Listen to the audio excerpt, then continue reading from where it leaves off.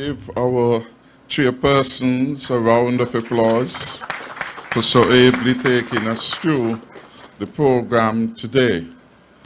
I would like to adopt the protocol list that was ably established before me, save I must of course recognize our Deputy Prime Minister and Minister of Public Utilities, the Honorable Sean Richards, other cabinet colleagues, Excellencies of the Diplomatic Corps, the Chairman and members of the Board of SCELEC, and of course all invitees. We are here today in what I and my government believe to be a momentous occasion in the history of St. Kitts and Nevis. And I hope those here present and those who are viewing understand the importance, the shattering moment in history which this project represents. You would have heard from the corporate side the impact of this project in terms of the delivery of green energy. In my view, the project which we are launching officially today marks yet another signal achievement by my team Unity Administration, in which St. Kitts and Nevis continues to be a leader in the economic union and the greater Caribbean region. We all not only know of, but mostly agree with the worldwide need for urgent and systematic move to renewable green energy. This means for us the reduced reliance on depleting fossil fuels, but more importantly, for arresting the real, clear, and present danger of climate change and its adverse impact on life and livelihoods. The science tells us that fossil fuel produce large quantities of carbon dioxide when burned. Carbon emissions trap heat in the atmosphere and help increase the impacts of climate change. The largest source of greenhouse gas emissions from human activities is from burning fossil fuels for electricity, for heat, and transportation.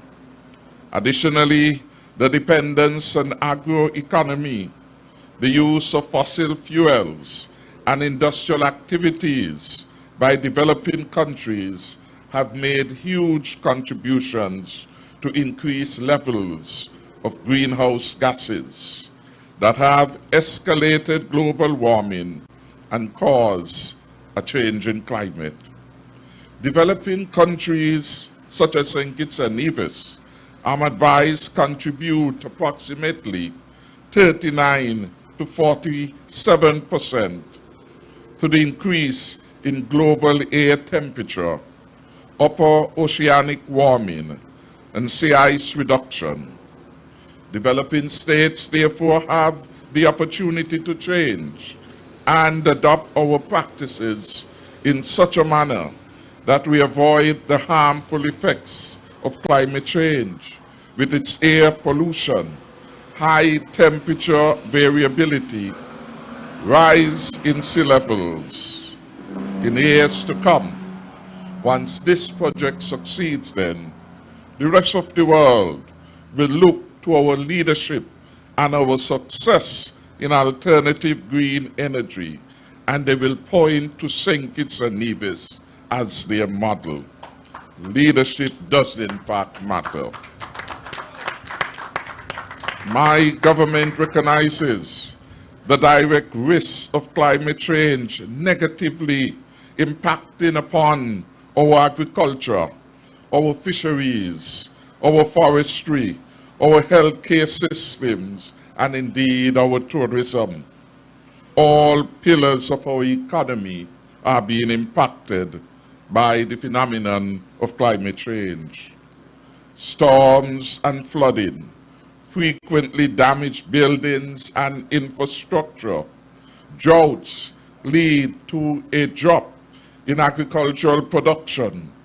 We live annually with the ever-present danger of hurricanes.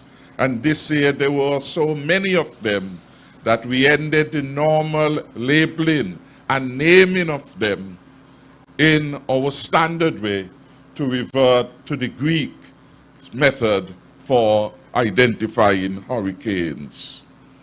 So whatever we in St. Kitts and Nevis do in this fight, it is not only our duty to humanity as inhabitants of this planet that we all share, but it is in our own national interest as a small island developing state. In the holistic and multifaceted approach to which my administration pursues the good governance agenda, this project was prioritized. And you would have heard from speakers before me, it had an incubation period of some 4 years of negotiation, of scrutiny, of impact assessment, of due diligence that has brought us to this place where we're at now, where the actual implementation of the project is to take place. The intense technical nature of the project, coupled with the need to connect into an existing power grid, necessitated some specific designs and other considerations.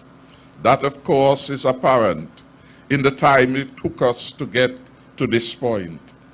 We persevered, however, and we are here today because we appreciate that the benefits of this project to our island, our people, and our world are multi-dimensional. This government begins, as we always should, with the end in mind. And what is that end, you may rightly ask? The end must be the improvement in the quality of life of all our people here in St. Kitts and Nevis. We begin with the belief that only the future matters. Only the future we can consecrate, and the future we aim for must be stronger and safer. Today's solar plant, which we are about to launch, will ensure that our future is indeed stronger and safer. Having completed this 35.7 megawatt capacity plant with storage capability, will provide cost-effective, cleaner, and quieter electricity that can bring to near zero the island of St. Kitts' carbon footprint for energy production. This, of course, would be a first in terms of the dramatic reduction in carbon footprint by any country in the Western Hemisphere. I am advised that the island of St. Kitts and Nevis has a system load on a typical weekday ranging from 18 to 24 megawatts, with the occasional spike of up to 28 megawatts. This solar plant, with its storage capacity, could negate the need for running most of our diesel generators on a continuous basis. However, it can be expected that these generators will be on standby as a backup for emergency power in due time. With this, we will be doing our part here in St. Kitts and Nevis as a responsible partner in the world community to meet in the Paris agreements. Central aim of those agreements is to strengthen the global response to the threat of climate change. Additionally, and pursuant to the long-term savings to SCALEC, the people and the business community of St. Kitts can expect a long-term stable supply of power. It makes for better financial planning as we embark on rebuilding and innovating our economy to secure the stronger, safer future to which we all must endeavor. It builds our resilience in our utility infrastructure, which is critical to our sustainable growth and development. Further, we would create a trained and skilled local workforce with a 20-year and beyond outlook for the operations. And so it was not by chance that the Deputy Prime Minister made reference to the training of a number of local people to ensure that we develop the prowess, the skills, the technical know-how in a critical aspect of global development right here in St. Kitts and Nevis, so that in all respects moving forward, we have put the interests of the people of St. Kitts and Nevis first. In the more immediate term, I'm advised that this project would see for our business sector and economy at large benefiting from a US $70 million investment project within the island of St. Kitts. But importantly, there is no capital outlay from the federal government or SCELEC from this $70 million investment. It is simply for the investor to carry. An approximate $30 million to be spent on local materials and services. This following my administration's policy that whatever can be procured locally must be procured locally. This will provide immediate stimulus to the economy. I'm advised that upwards of 200 jobs in construction may become available, construction being one of the sectors we will look to as a driver as we restart and reboot our economy. Land lease executed and ongoing for the about 100 acres of land for use for this particular project. There will be hundreds of hours of heavy machinery for land clearing, for grading and site preparation of the property, for hosting the solar panel, as well as cranes and trucking and heavy equipment for the material movement. In other words, in the short term, we should see significant economic activity where the small man and the big man like Tennessee and Horsford and others who are big also benefiting from this project. Clearly, there will be other opportunities, too numerous to be mentioned here. Over the past couple of years, I am aware that SCELEC has been evaluating adding generative capacity to replace its aging diesel engine fleet and to meet expectant additional need in the near to long term, spurred by our nation's progressive growth and development. New diesel engines were contemplated, but the option of solar was also explored. After considerable research and study, it was determined that solar could resolve the need for new generation in a cost-effective manner and in keeping with our economic necessity and our obligations to reduce our carbon footprint, which we committed to the international community.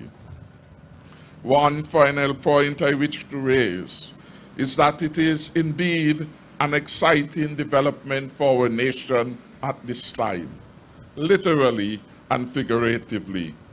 We have in this endeavor a most esteemed partner. Leclantre is a world-leading provider of high-quality energy storage solutions. They are also the oldest battery manufacturer. They are committed, I am advised, to accelerating our progress in diversifying a cleaner and greener energy future. They have, we heard this morning, over 100 years of battery and energy storage innovation, powered by German engineering and Swiss quality. We therefore can have confidence in their proven capability. And the very fact that it is an international partner of high repute with which we are doing business, that speaks well to the government's agenda of good governance. It speaks well to our commitment to do the very best and to bring the very best of the investor class to St. Kitts and Nevis, not fly by night. People with 100 years of history, of reputation to defend and to protect. They have quality standards which they must adhere to.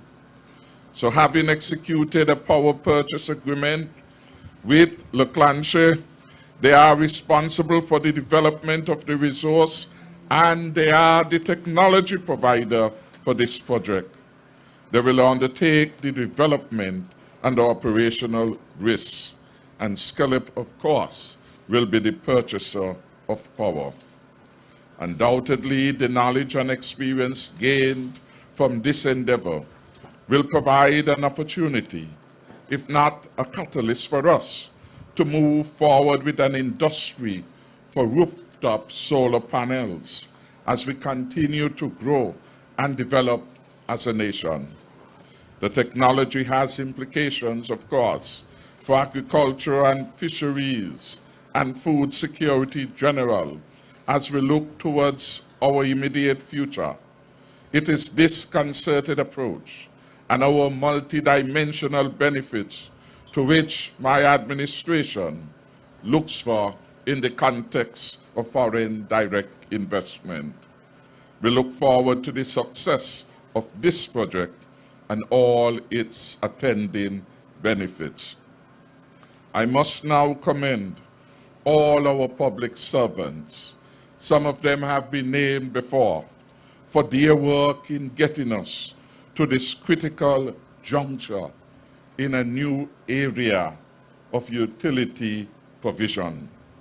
While the Ministry of Public Infrastructure and Utility as a whole has to be commended, I want, of course, to single out for special mention the Minister then, the Honorable Ian Patrice Liebert, for advancing Team's unity vision for a stronger and safer future in the provision of alternative energy.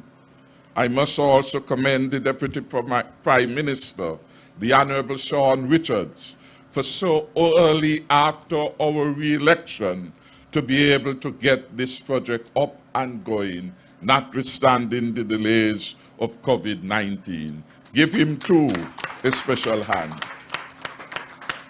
And then to our own young technicians and technical staff, personalities like Bertil Brown, Jorma Williams, Randolph Edmead, the membership of the building board, the permanent secretary in the Ministry of Sustainable Development, who dealt with the matters of the land, the Attorney General's office, who dealt with the contract development. All of these and more deserve a resounding round of applause for doing this for their country. I therefore take great pleasure in wishing this project well, and I pray for its successful completion in a timely and cost-efficient way. May St. Kitts and Nevis, its people, my beloved country, continue to prosper as my government deliver on the promise of a stronger and safer future. May God bless us all. I thank you.